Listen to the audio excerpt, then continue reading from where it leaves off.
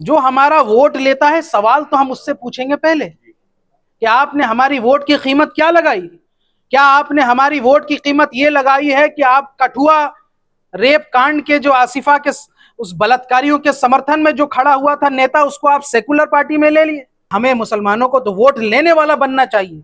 अब हम वोट लेने वाले बनेंगे और ये वोट देने वाले बनेंगे। ये हमारा वोट लेते हैं और यहां से हमें लीडरशिप नहीं देना चाहते। मजलिस यही तो कर रही है। लोग कहते हैं मजलिस ने क्या किया। मजलिस ने तुम्हारे मुंह में जुबान दिए हैं जो 70 सालों में नहीं थे, जब आप यहां से कभी सवाल नहीं उठाते थे। अब आपके अंदर सियासी शऊर पैदा होता है तो आप सवाल भी उठाते हैं कि हमारे वोटों की कीमत क्या है।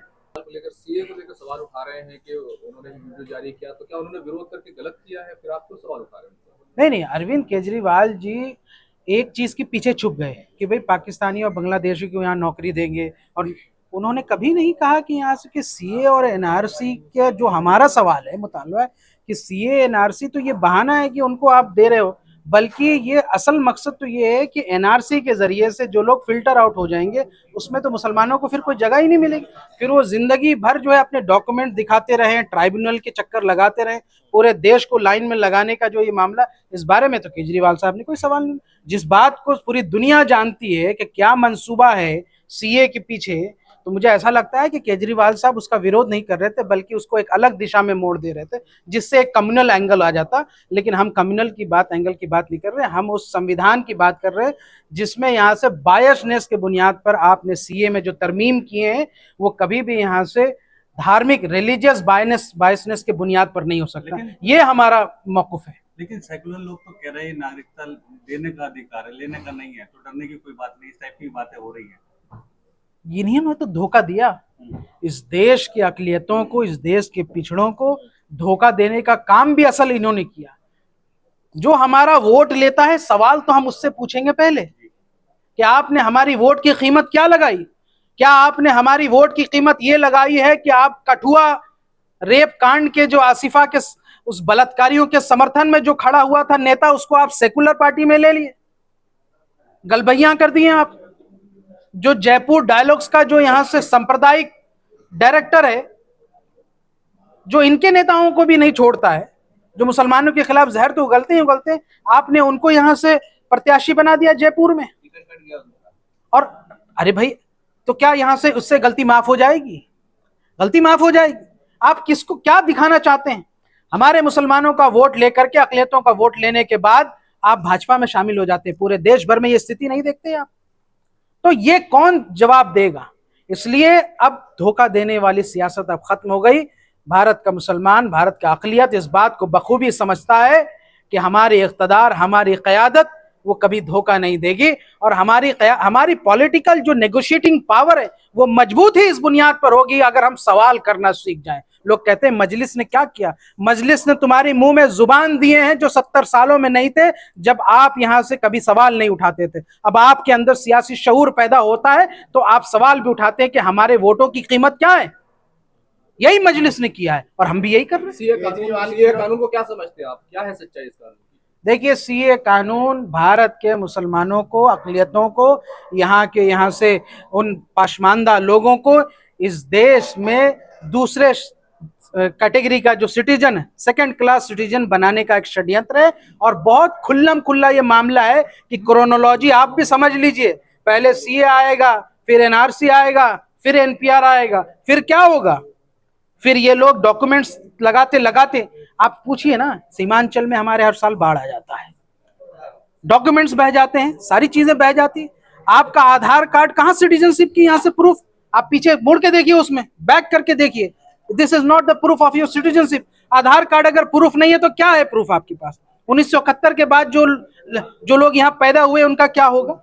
तो ये बहुत ही जरूरी सवाल है, टेक्निकल सवाल है। इसलिए मैं शुक्रगुजार हूं हमारी मजलिस ने, यहाँ से बैरिस्टर असदुद्दीन ओवैसी साहब ने सीए के खिलाफ जो यहाँ से सुप्रीम कोर्ट में पिटीशन डाला है, ये बहुत बड़ा कदम है और बहुत आएंगे। दिल्ली मजलिस भी इस बारे में यहाँ से आगे बढ़ रही है और हम भी यहाँ से इस दिशा में आगे बढ़ रहे हैं।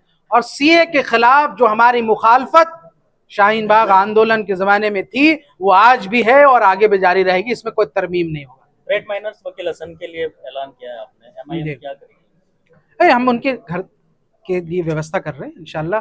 और हमारी बातचीत लगातार उस इलाके में जो हमारे नुमाइंदे हैं सरताज सैफी साहब और सारे लोग, उनसे बातचीत भी कर रहे हैं। उन्होंने सीधा सीधा कहा कि हमारे साथ धोखा हुआ है, जो लोग वादा करके गए थे वो उन्होंने इल्ज़ाम लगाया कि उनका वादा पूरा नहीं हुआ है, और लोकसभा चुनाव आते ही यहाँ से अब तो मुद्दा ही हवा हो गया। तो हम इस मुद्दे को यहाँ से कमजोर नहीं होने देंगे। जो हमारा देश का हीरो है, अगर उसके साथ कोई धोखा करेगा, चाहे वो मनोज तिवारी हो, भारतीय जनता पार्टी हो, वो कोई भी हो, हम उस धोखा को यहाँ से कभी भी स्वीकार नहीं करेंगे। और हमारा अपनी तरफ से एक बात तो तय है कि हम इसको एक राजनीतिक मुद्दा भी बनाएंगे और वकील हसन की मदद भी करेंगे, और इंशाल्लाह आप देखिए वो जल्द से जल्द मजलिस में भी आएंगे इंशाल्लाह। सब जो पुराना कैडर है MIM का, क्या उसको कैसे वापस लाएंगे आप? केजरीवाल की रिहाई की मांग करेंगे आप? देखिए, मेरा भी जी चाहता है कि मैं अनशन पे बैठ जाऊं राजघाट पे, और मैं अपने साथियों से मशवरा कर रहा हूं, और मुझे लगता है कि इस बारे में भी विचार चल रहा है। मुमकिन है कि कल से मैं भी राजघाट पे अनशन पे बैठूंगा। जी बताइए, दूसरा सवाल। लोकतंत्र को बचाना है तो साथ आना होगा। देखिए, किसको साथ आप बोलते हैं, कैसा साथ? इस दिल्ली के अंदर ही, क्योंकि मैं दिल्ली प्रदेश MIM का सदर हूं, अपने तमाम हमारे यहाँ मजलिस के जिम्मेदार हैं, इनके सामने एक बात कह रहा हूं कि दिल्ली में कई विधानसभा क्षेत्र ऐसे हैं जिसमें 40% से ज्यादा मुसलमानों की आबादी है, जो लोकसभा में भी कन्वर्ट हो रहे हैं। चांदनी चौक लोकसभा, नॉर्थ ईस्ट दिल्ली का 34% मुस्लिम आबादी है। पूरे 7 के 7 सीटों में इंडिया अलायंस को कोई एक भी मुस्लिम चेहरा नहीं मिला लोकसभा के लिए, और आप कहते हैं कि यहां से कि इनको हम साथ लेके, आप कैसा साथ? अगर हमारी यहां से आपने सियासी नुमाइंदगी को कमजोर करने का काम किया है। ये हमारे वोट तो लेना चाहते हैं, लेकिन हमें यहां से चाहते हैं कि हम सिर्फ एक वोटर बन के रह जाएं, बल्कि हमें मुसलमानों को तो वोट लेने वाला बनना चाहिए। अब हम वोट लेने वाले बनेंगे और ये वोट देने वाले बनेंगे। ये हमारा वोट लेते हैं और यहां से हमें लीडरशिप नहीं देना चाहते। मजलिस यही तो कर रही है। दिल्ली के अंदर भी मजलिस इसी सियासत को आगे बढ़ाएगी कि जो हमारा वोट ले रहा है वो लीडरशिप भी हमें देगा। अगर हम लीडरशिप पोजीशन पे नहीं है, हम उस नेगोशिएटिंग पावर पे नहीं है, तो फिर हमसे ज्यादा दीनहीन सियासी तौर पर कोई नहीं है। दिल्ली दंगों का विरोध तो केजरीवाल ने किया था, आप फिर भी उनका विरोध कर रहे हैं। कैसा विरोध? अनशन किया था उन्होंने, आवाज उठाई। किस बात का विरोध? दिल्ली के मुख्यमंत्री की जिम्मेदारी होती है कि यहाँ से कि जब दंगा हो रहा हो तो उस इलाके में जा करके, वो दिल्ली के CM थे, इतनी पावर तो उनके पास थी कि वो अपने 70 के 70 विधायक लेकर के एक परेड कर लेते तो इतना बड़ा शानिया ना होता। चुप रह गए। ये वैसे ही चीज है कि जब 1992 में बाबरी मस्जिद जब ढाई जा रही थी, तो PV नरसिम्हा राव जब अपने मौन व्रत में बैठ गए थे, केजरीवाल साहब ने भी दिल्ली दंगों के अंदर वही काम किया जो नरसिम्हा राव ने किया। जो जिस अंदाज में मुसलमान नरसिम्हा राव को याद करता है, हम भी केजरीवाल साहब को इसी तरीके से याद करेंगे। आपकी पार्टी पे तो इल्जाम लगता रहता है कि आप लोग सिर्फ वोट काटने के लिए अपना कैंडिडेट बीजेपी को मदद करने के। कितनी सीट लड़ी हमने? 2 लोकसभा सीटें लड़ी, 3 लोकसभा सीटें लड़ी, बाकी 500 से ज्यादा सीटों पे तो हमने नहीं लड़ी। वहां पे अगर कांग्रेस हार गई, वहां पे सेकुलर पार्टियां हार गई, तो हमारी जिम्मेदारी है, हम जिम्मेदार हैं क्या? सिर्फ मुसलमान जिम्मेदार होगा? कौन जिम्मेदार होगा? आप नहीं लड़ सकते हैं चुनाव, आप उनका मुकाबला नहीं कर सकते हैं, आपके लोग भाग जाते हैं। कल को कोई भाजपा में है तो आज कांग्रेस में, आज कांग्रेस में है तो कल भाजपा में। कोई आइडियोलॉजी नहीं है आपकी, कोई आइडियोलॉजी नहीं है, और उसके बाद आप हमसे सवाल पूछते हैं। हमने तो यहां से आपको घुटनों पे लाके खड़ा कर दिया। कम से कम मजलिस की वजह से इन नाम नेहाद सेकुलर पार्टियों के अंदर डर तो पैदा होता है, और ये बना रहना चाहिए। लेकिन